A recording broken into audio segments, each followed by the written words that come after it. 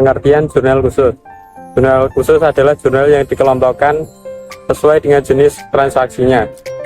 Setiap terjadi transaksi, petugas pembukuan mengidentifikasi jenis transaksi yang terjadi dan mencatatnya ke dalam jurnal khusus. Perbedaan jurnal umum dan jurnal khusus. Yang pertama ada jurnal umum. Jurnal umum terdiri atas tanggal, akun, keterangan, tab, dan jumlah yang terdiri atas debit dan kredit. Yang kedua ada posting jurnal ke akun buku besar dilakukan setiap hari, setiap terjadi transaksi. Yang ketiga, perusahaan dagang yang masih kecil. Dan terakhir, semua transaksi dicatat hanya pada satu jurnal. Jurnal khusus. Yang pertama, disesuaikan dengan kolom-kolom yang diperlukan. Yang kedua, posting jurnal ke akun buku besar dilakukan secara berkala, misalnya setiap akhir bulan.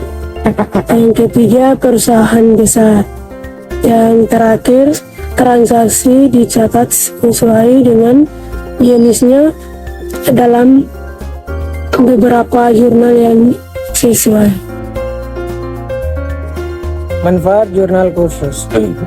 Yang pertama, memungkinkan pembagian pekerjaan spesialis. Yang kedua, memudahkan posting akun ke buku besar. Yang ketiga, memudahkan pengendalian internet yang baik. Yang keempat, menghemat biaya. Selanjutnya adalah pengelompokan transaksi. Yang pertama adalah jurnal penjualan, yaitu berupa penjualan barang dagang secara kredit. Yang kedua adalah jurnal pembelian, yaitu pembelian barang dagang dan barang lainnya secara kredit. Selanjutnya yang ketiga yaitu jurnal penerimaan kas, yaitu penerimaan uang tunai perusahaan seperti penerimaan piutang tunai, penerimaan setor modal pemilik. Yang keempat yaitu jurnal pengeluaran kas, yaitu pengeluaran uang untuk keperluan perusahaan seperti pembayaran utang dagang, pembelian barang dagang dan barang lainnya, pembayaran gaji dan pembayaran selain gaji. Jadi yang pertama itu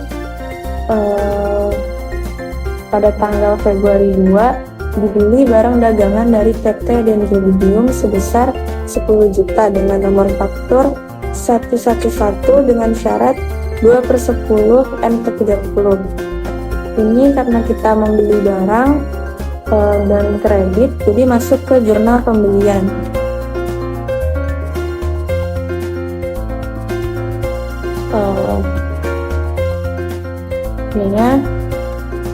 Keterangannya PT Dendrobium, syarat pembayarannya 2/10 M30, terus di debitnya pembelian 10 juta dan kreditnya utang dagang 10 juta. Terus untuk tanggal Februari tanggal 3 dibeli barang dagangan dari PD Panda sebesar 2.500.000 secara tunai. Karena secara tunai kita membeli barang secara tunai, jadi masuknya ke pengeluaran kas. Keterangannya PD Panda, terus di debitnya masuk ke pembelian sebesar 2.500.000 dan kreditnya kas sebesar 2.500.000. Terus Februari tanggal 4 dijual barang dagangan kepada PD Katlea sebesar 4.500.000 dengan nomor faktur 222 dengan syarat 2/10 M30. Kita menjual barang dengan kredit, jadi masuk ke jurnal penjualan.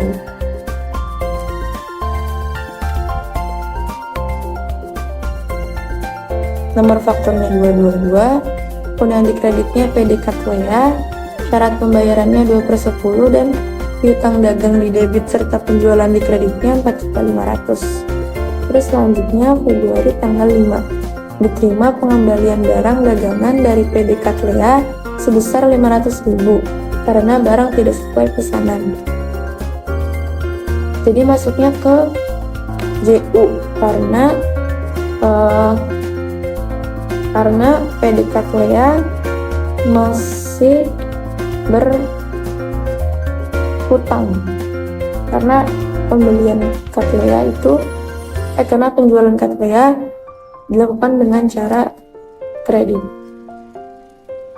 Jadi jurnal umumnya itu utang dagang di debit dan retur penjualan di kredit sebesar 500.000. Terus selanjutnya tanggal 6 Februari dijual barang dagangan kepada PD As Kosenda sebesar 3 juta secara tunai. Karena secara tunai jadi masuknya ke jurnal penerimaan kas.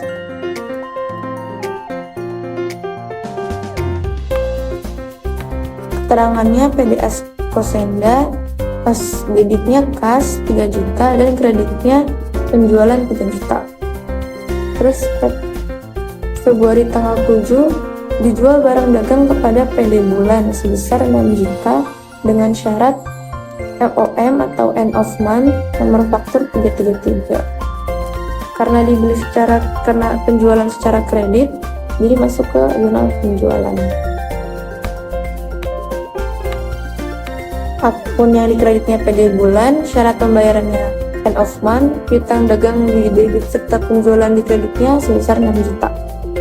Selanjutnya Februari tanggal 8 diterima pelunasan dari PD Cattleya untuk penjualan tanggal 4 Februari 2.500.000.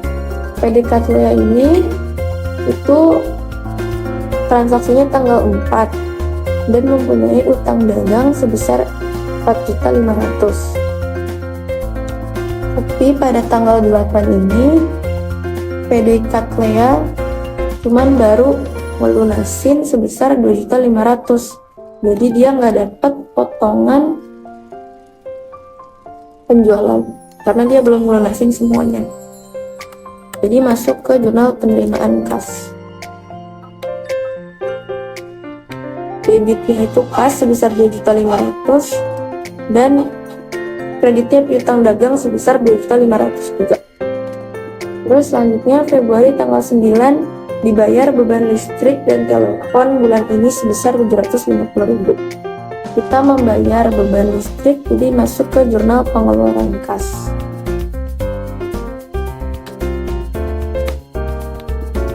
Keterangannya pembayaran listrik dan telepon, terus akunnya masuk ke serba-serbi, debitnya di serba-serbi, akunnya itu beban listrik dan telepon, dan kreditnya kas. Debit dan kredit sama-sama sebesar 750.000. Terus selanjutnya itu tanggal 10 Februari dibayar semua hutang kepada PT Dendrobium. Kita mempunyai hutang kepada PT Dendrobium sebesar 10 juta. Jadi kita masuk ke jurnal pengeluaran kas dan mendapat potongan karena bisa melunaskan sesuai syarat. Syaratnya itu 2/10 N/30. Kita dapat potongan 2% karena bisa melunasi 10 hari setelah transaksi. Jadi jurnalnya seperti ini. Utangnya kita punya 10 juta, tapi kita membayar cuma 9.800.000 karena ada potongan pembelian sebesar 200.000. Jadi debitnya itu utang 10 juta, kreditnya itu kas 9.800.000 dan potongan pembeliannya 200.000. Terus pada tanggal 12 diterima pendapatan bunga dari Bank BNI sebesar 250.000. Itu masuk ke jurnal penerimaan kas. Jadi di debitnya itu ada kas sebesar 250.000 dan kreditnya itu ada di serba-serbi pendapatan bunga sebesar 250.000.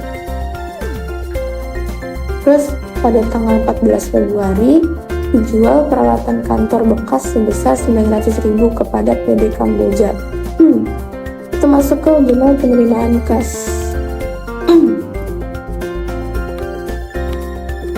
Nah, debitnya itu kas sebesar 900.000 dan kreditnya itu di 11.000 masuk ke akun peralatan kantor bekas sebesar 900.000 juga.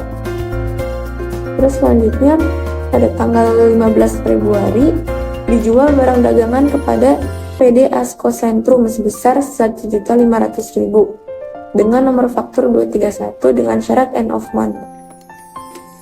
Masuk ke jurnal penjualan karena penjualan barang dilakukan secara kredit. Akun yang dikreditnya PD Asko Sentrum, syarat pembayarannya end of month, piutang dagang serta penjualannya itu sama-sama 1.500.000.